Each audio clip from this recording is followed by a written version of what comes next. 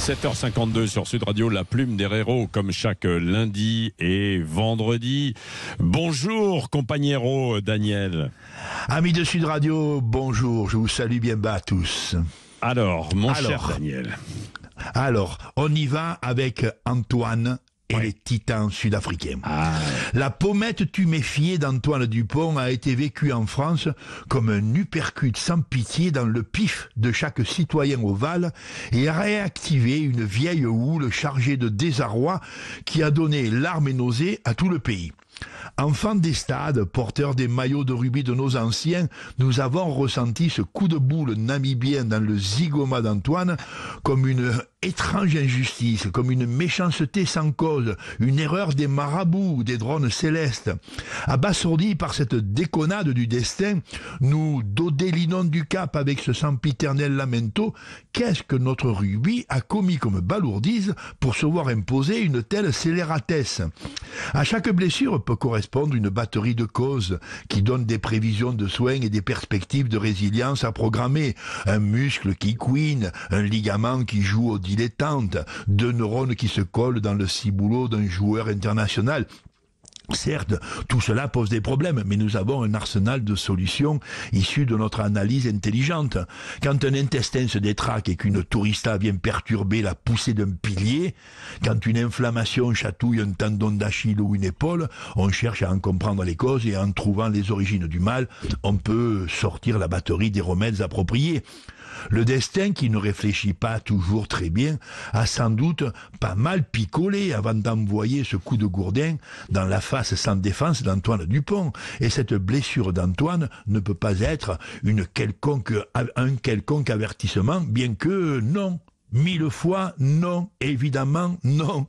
L'estime et la grande ferveur que déclenche notre 15 de France n'est pas le fait du hasard, ni de la résurgence de ce vieux péché historique de nationalisme, sans l'ombre d'une raison. Allez la France, non.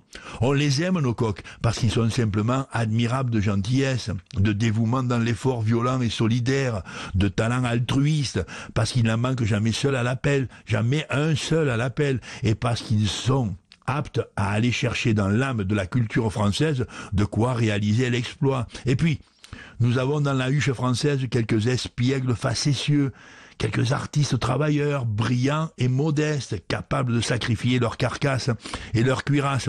Vous, grands joueurs de rugby, en plus de vos talents rares et de vos exploits pleins de panache, vous avez offert aux Français depuis 3 ans cette exceptionnelle solidarité qui vous a permis d'affronter en toute lucidité et de vaincre avec passion toutes les nations du monde. Et c'est encore avec ce goût merveilleux de tout donner de soi pour le bonheur des autres que le rugby et les sports collectifs français ont conquis les plus resplendissantes étoiles et qu'ils ont surmonté les blessures les plus injustes, comme celle d'Antoine. Ce vieux moustachu de Nietzsche, un soir de refus féroce, de déprime, avait dit « Tout ce qui ne nous tue pas nous rend plus forts ». Eh oui, notre petit capitaine au grand cœur et tous nos bleus, touchés de plein fouet par la ridicule anomalie de cette blessure, vont surgir et rugir encore plus fort. Ami, si tu tombes, un ami sort de l'ombre à ta place.